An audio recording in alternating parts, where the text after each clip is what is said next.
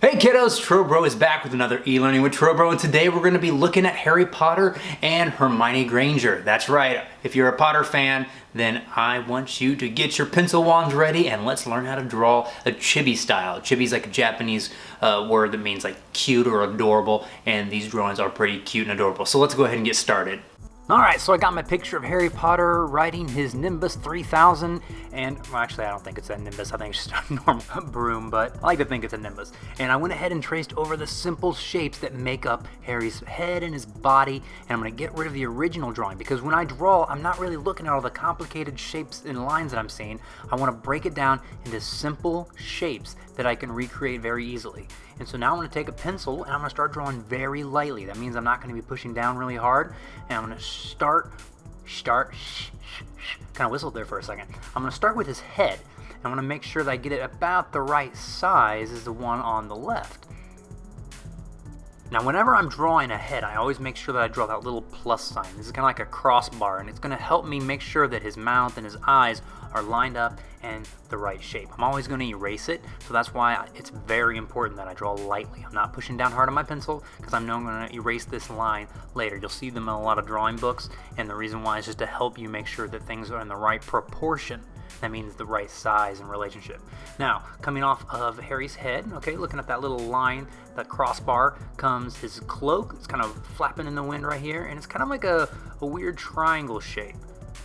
I'm going to draw that. It goes up, and I'm making sure that I'm looking at seeing where these lines are connecting and what lines they're close to. So when I come back and I draw it, I want to make sure that it looks the exact same as the picture on the left.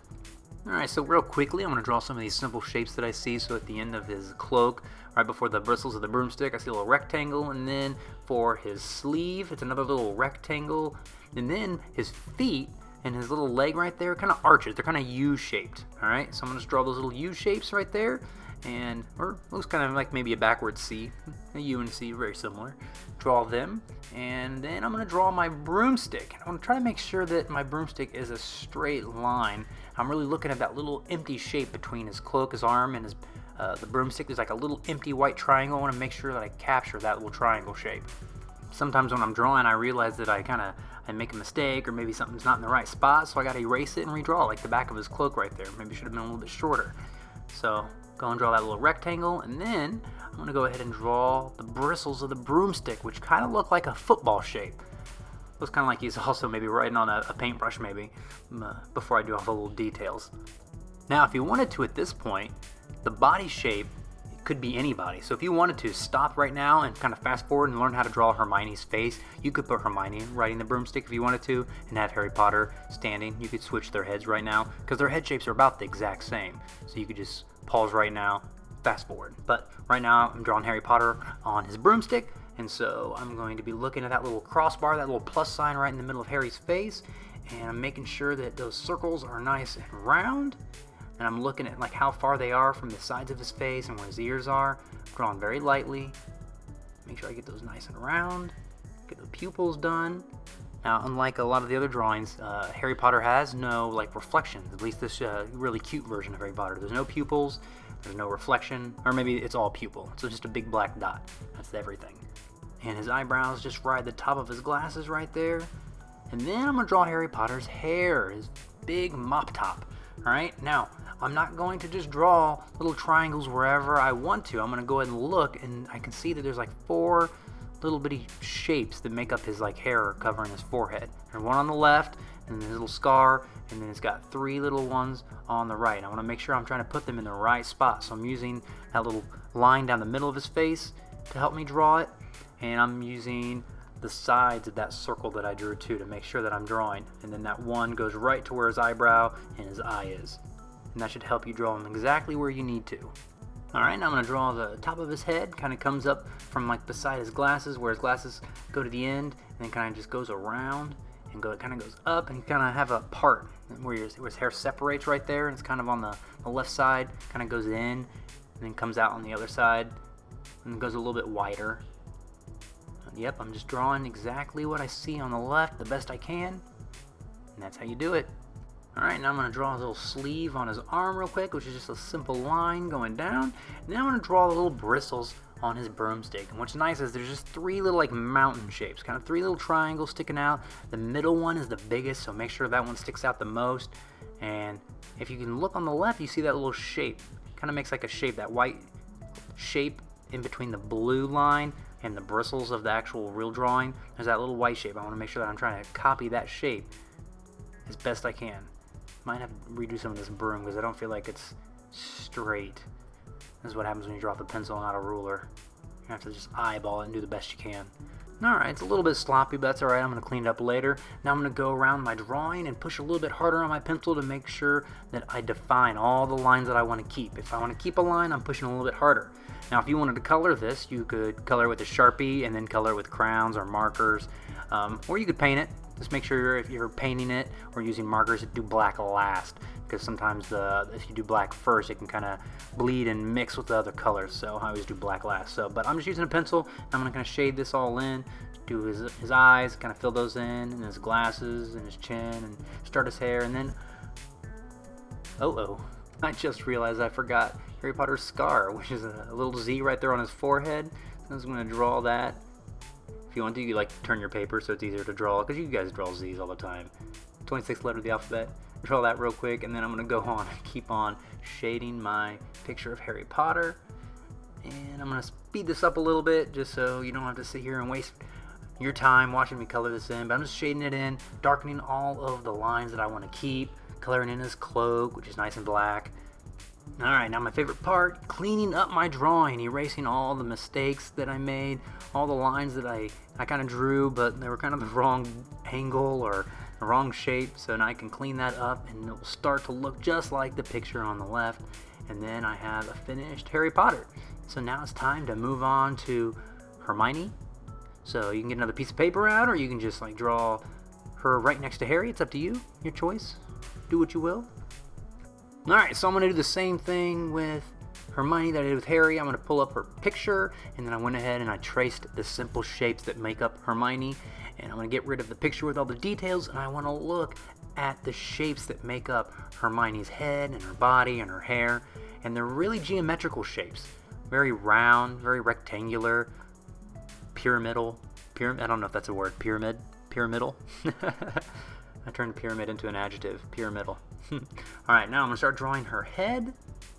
And it's kind of like if you took an egg and maybe squashed it a little bit and draw a little bitty plus sign, a little crossbar. It's going to help me draw her eyes and her mouth later on. Make sure that they're in the right proportions, and the right size, and the right shape. Alright, now let's draw her scarf, which is just a simple rectangle after that. And then her cloak is kind of like it's a trapezoid type shape. So there's just like an angle going down from the left and the right side of the scarf, and then a horizontal line at the bottom. And then the same thing with her sleeves. The sleeves of her cloak that has her hands, they're also kind of a trapezoid type shape, and there's one on each side of her cloak, the left and the right. So make sure you just draw them, and then her hands are just little shallow bowl or U shapes at the end of her sleeves. I like these chibi little drawings because they're so easy to do. And then I have her end of her scarf, which is just a little rectangle hanging down on the left side right there. And then her feet, two little rectangles. Then she has two like little dinner roll type shaped feet right there at the end. It's kind of like a rectangle, but there's a little U shape on the left and on the right of each foot. Nice and easy. It's actually really hard to stand like that if you try to take both your feet and point them to the opposite direction. It's kind of hard to stand that way, but we draw a lot like that sometimes. That's okay. Alright, got the little rectangle, and then her feet are done. Now Hermione's hair had a bunch of curves and stuff to it, and so instead of trying to draw that first, I wanted to draw the shape of all of her hairs together. And then I can kind of carve out of this big shape her little curls. But I want to make sure that I get the size right. You don't want to draw that wrong, because then it's not going to look like the picture that we're trying to look at. So I'm drawing nice and lightly the shape of all of her hair, and then I need to bring back my picture of Hermione. Now if you wanted to, you could pause this and you could have like just drew Harry Potter's head right there on Hermione's body. It's okay, it's the same thing. They all wearing a cloak and they wear scarves. It's all the same. Now what's funny about Hermione's face though is her eyes are kind of they're not complete circles. They're kind of like little parallelogram type shapes. So even though they're kind of circular, there's kind of like an angle to them. I don't know if that was... I mean, it must be intentional. I don't know why it's different than Harry Potter and he's got the big round eyes, but I'm going to kind of draw it the way I see it. draw the eyes and the little eyebrows right above it. They're kind of like little caterpillars hanging out above her eyes. And just like Harry Potter, I'm going to make sure that I count all of her hair before I draw it. And she's got 4 little like bangs hanging down. There's one right here on the left, and then there's the one in the middle that kind of goes right along that line down her face. And then she's got 2 kind of on the side swooping to the right. And I want to make sure that I'm trying to draw that exactly where I see it. Make sure that I leave those little triangles of her forehead poking through. Alright, look for those little shapes. Alright, now something that's important that artists need to do is make sure that they're drawing what they see and not what they think they see. Now Hermione's hair is curvy, but I want to make sure that I'm drawing the curves that I'm looking at. So like on the left side, it kind of curves one time. It's kind of like a bird, like if you're trying to draw a bird flying, it's just like kind of like a little M shape.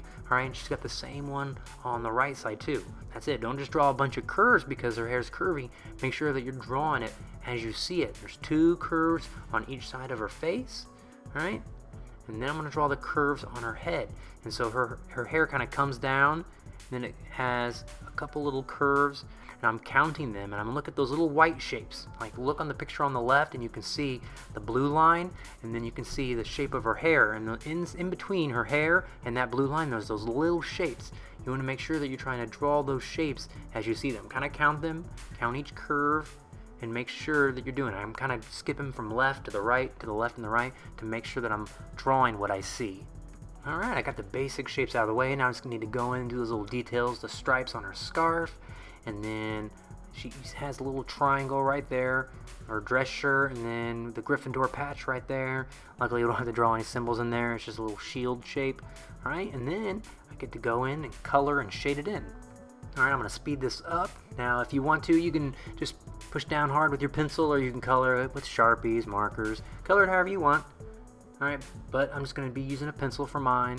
I'm going to shade it in.